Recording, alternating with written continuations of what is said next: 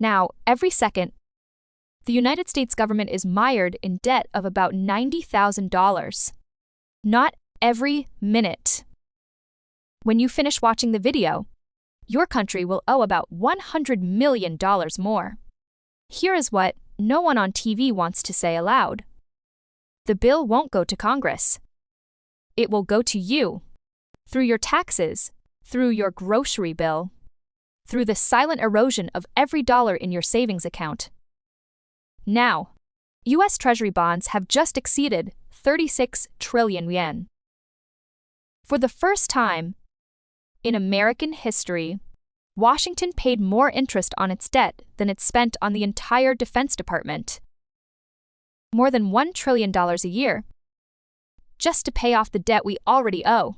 This is not buying tanks, roads, or hospitals. It is just a reflection on past mistakes. If you think this is some accident, some unfortunate side effect of bad leadership, I need you to sit down for the next 20 minutes.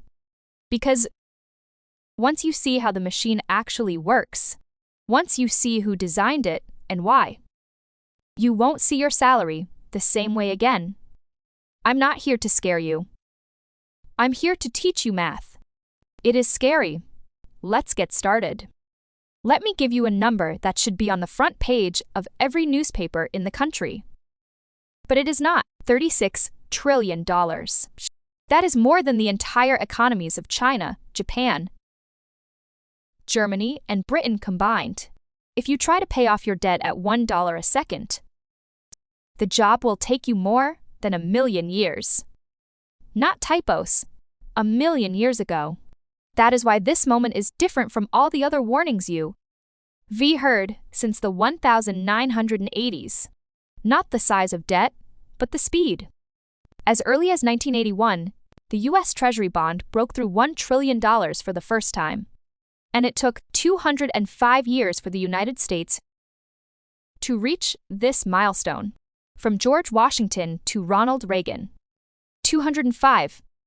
We now add about $1 trillion every 100 days. Let me repeat slowly that it used to take 2 centuries. But now, it takes about 3 months. Debt totaled about $10 trillion during the 2008 financial crisis. By 2020, it had climbed to $27 trillion. Today, we are 36. This is not a slope. This is a vertical line. There is also a problem. Even Federal Reserve Chairman Jerome Powell himself sat down on 60 Minutes in February 2024 and admitted that I directly quoted him as saying, "The federal government is on an unsustainable fiscal path, and debt growth is faster than economic growth." When the owner of the printing press tells you that the printing press is broken, this is not pessimism, this is confession. Most YouTube videos end there. They throw that terrible number at you and tell you the country is doomed to failure. And then they cut to a gold ad. I wouldn't do that because the real story is not debt, but a system that needs debt to grow forever. Once you understand this, everything in your financial life begins to make sense. Why your rent is so high. Why your salary is not as high as your parents'. And why no matter how hard you work, you don't seem to succeed. Back to the 15th of August, 1971. One Sunday night, President Richard Nixon told the American people and the world on live television that the dollar was no longer supported by gold. He called it a temporary measure.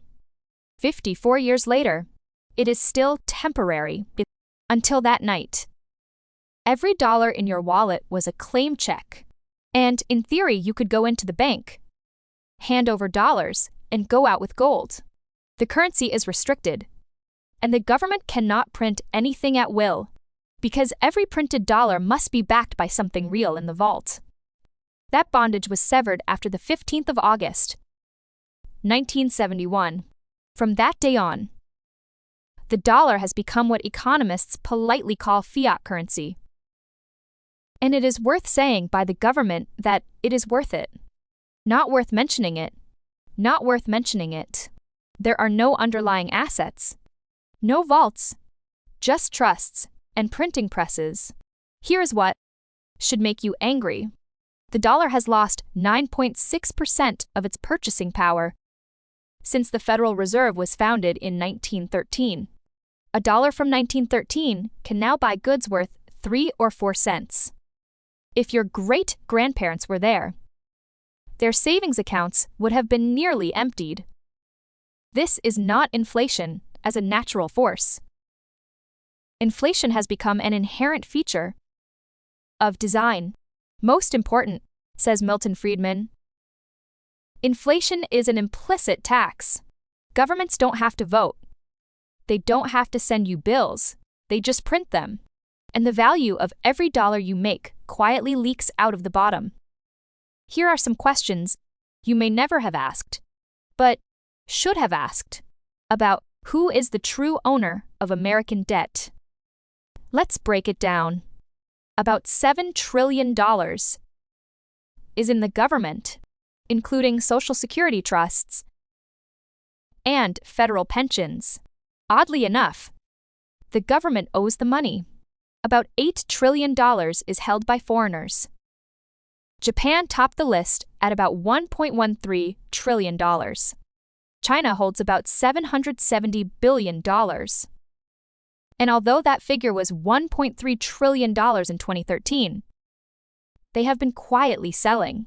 Britain has climbed to nearly $75 billion. The Federal Reserve itself holds about $4.5 trillion in American debt, which means that the central bank that creates dollars also holds government bills that issue dollars. If that sounds circular, it is because it is circular. The rest is the largest part, which exists within U.S. banks, mutual funds, pension funds, insurance companies, and individual Americans through retirement accounts of U.S. banks, mutual funds, pension funds, insurance companies, and individual Americans. When politicians talk about debt, they really describe the vast network of debt between the government, central banks, foreign powers, Wall Street, and your 401k. You're not just a citizen of the system. You're a creditor. And whether you realize it or not, you're holding a bag. Now, let's talk about what keeps Treasury officials awake at night and interest payments. In fiscal year 2024, the U.S. government paid more than $1 trillion in debt interest, exceeding the entire defense budget and Medicare. Interest rates are now the second biggest line item in the federal budget, after Social Security, and they are climbing. The reason is simple. When the Fed raises interest rates to fight the inflation, they help create every new debt issued by the government. And every old debt that must be refinanced costs more. Think of it as a credit card with a variable AP. Imagine you have $36,000 in credit card debt. 2 years ago, your interest rate was actually 1% or 2%, painful but manageable. Today, your APR is 5% or 6%. And suddenly, your minimum payment is no longer controllable and is eating into your salary. That is what is happening in the federal government. With 9 zeros left, the Congressional Budget Office estimates that under current law, the public will hold 16.6% of GDP by 2054. By contrast, World War II peaked at 119%. We're moving into uncharted territory, and we're not slowing down. Worse, in May 2025, Moody's became the last of the 3 major credit agencies to strip the United States of its perfect AAA credit rating. Standard & Poor's pulled the trigger in August 2011. Fitch followed in August 2023. Moody's is a die-hard and now even they blink. For the first time since those ratings existed, no major agency considered U.S. debt riskless. Let it all take root.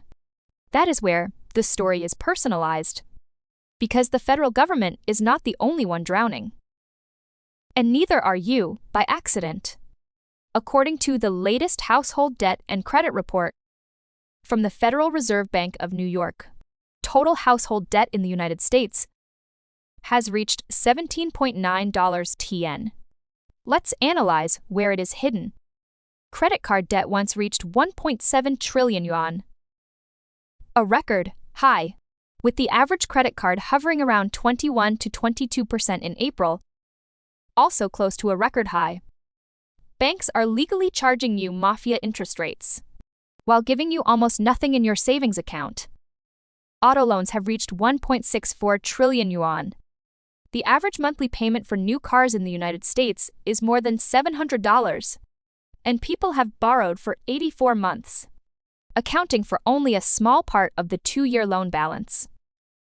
A total of $1.6 trillion in student loans is held by about 4.3 million Americans.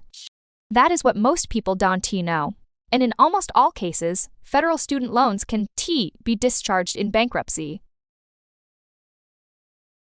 You can go bankrupt on a yacht. You can go bankrupt in a mansion.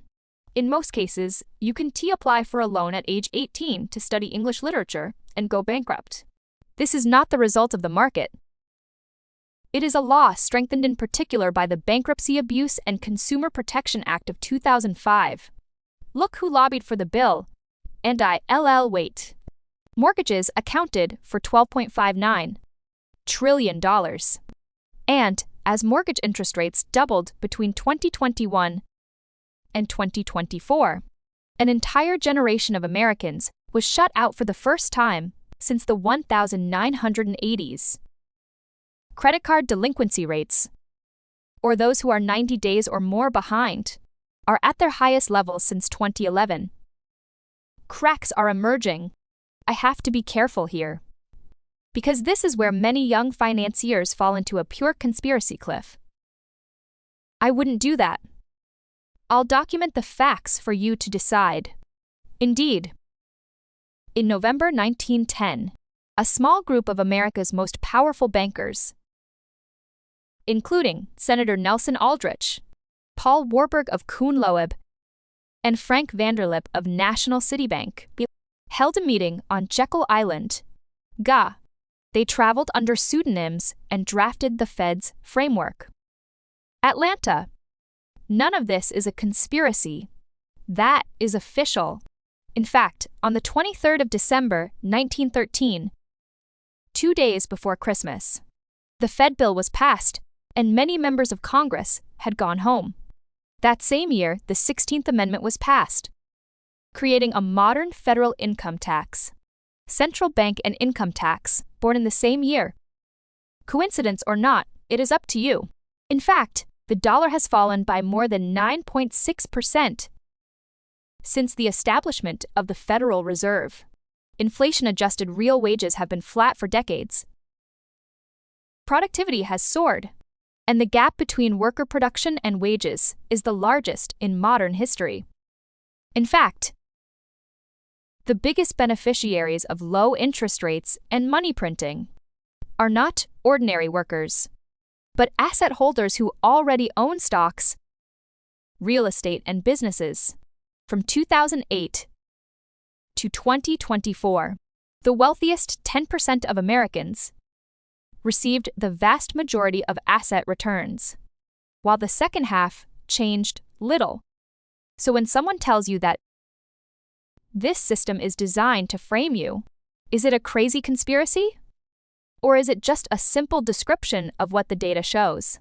I'll let the receipt say it all. To be fair, not everyone sees this as a crisis. There is a school called Modern Monetary Theory. The economist Stephanie Kelton's most famous book on it, The Deficit Myth, and Paul Krugman has a similar view. Their basic position is that a country that issues its own currency will never really fail in that currency. And the real constraint is not debt, but inflation. Yes, America is not Greece. We don't borrow in other countries' currencies.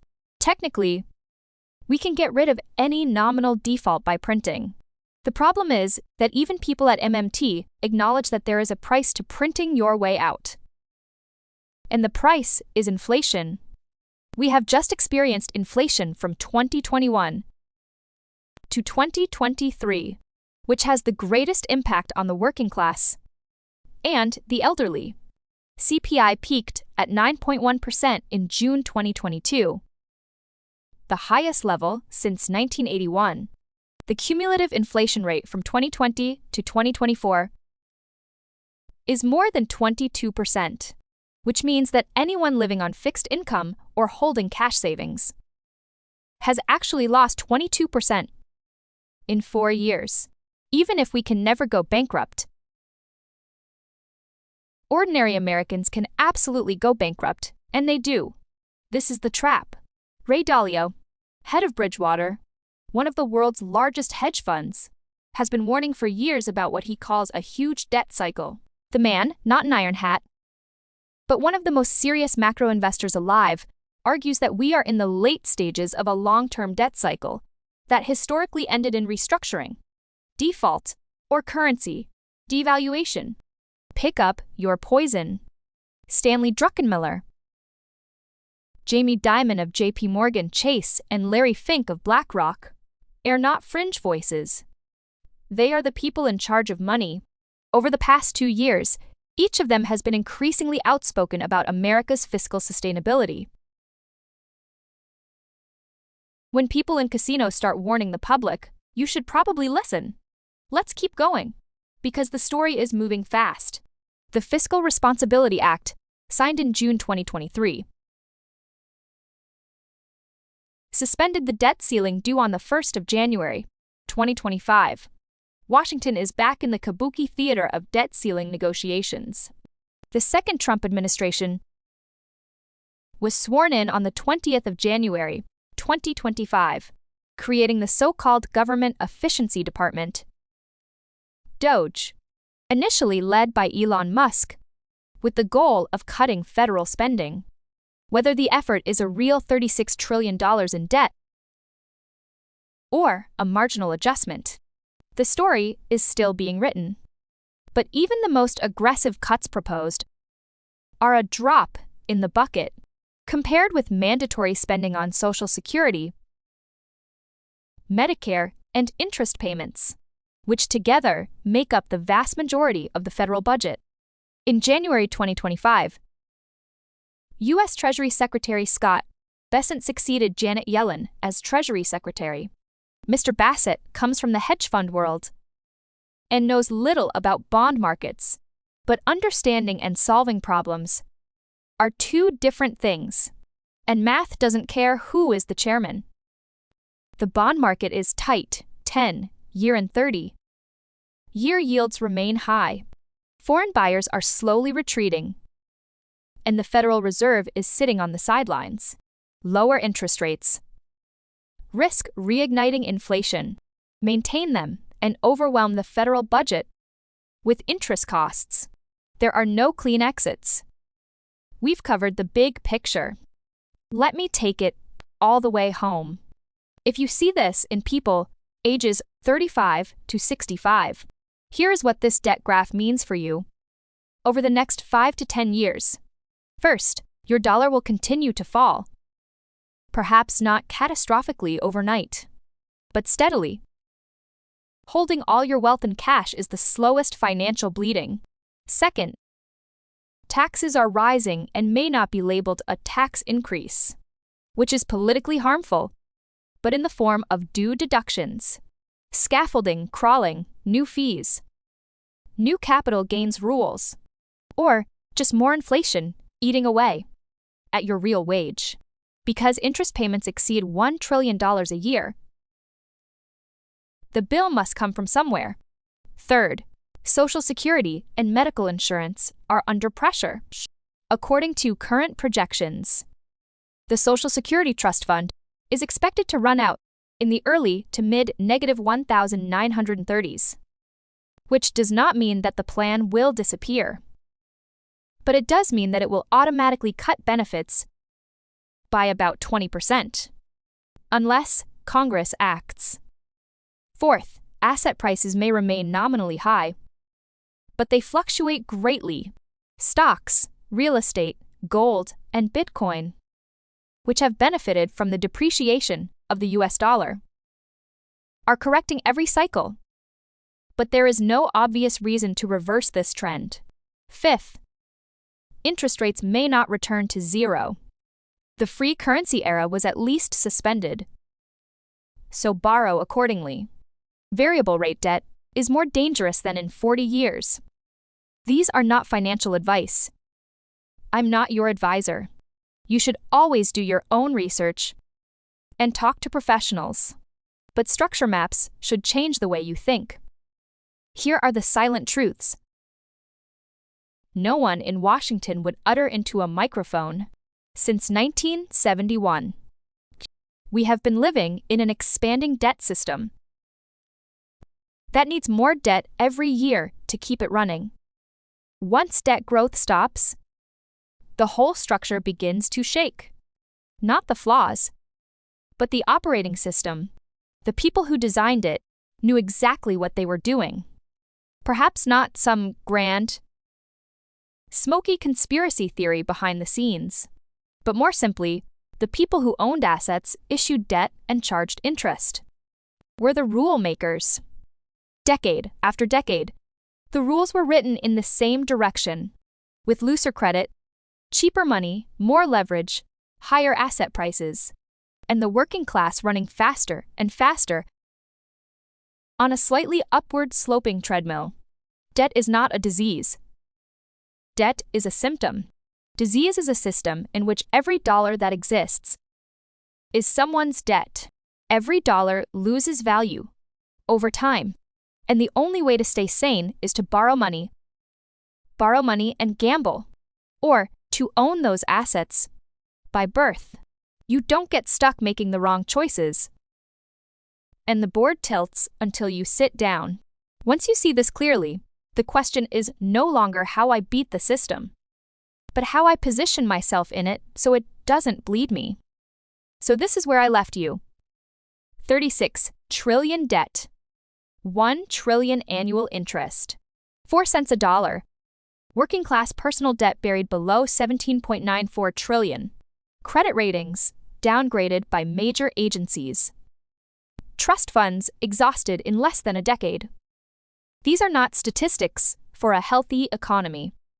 These are the statistics of a system that is about to end a long cycle of always, and eventually turning. The question is not whether to give anything. The real question is what to give, when to give, and when to give in the right place. I'm not telling you to panic. I'm telling you to be careful, because U.S. finance over the next decade will be different from anything in life's memory. People who understand the rules of the game, even if they run counter to them, are on the other side. If this video makes you open your eyes, click the like button, comment with one of the most powerful numbers in the video, and then subscribe, because in the next video, I will analyze in detail the current positioning of smart currencies and the specific asset categories that protect wealth during this period. Be vigilant. Don't trust headlines and pay your bills. With that in mind, they won't frame you for your stupidity. They framed you because you shouldn't have. Now you are. See you next time.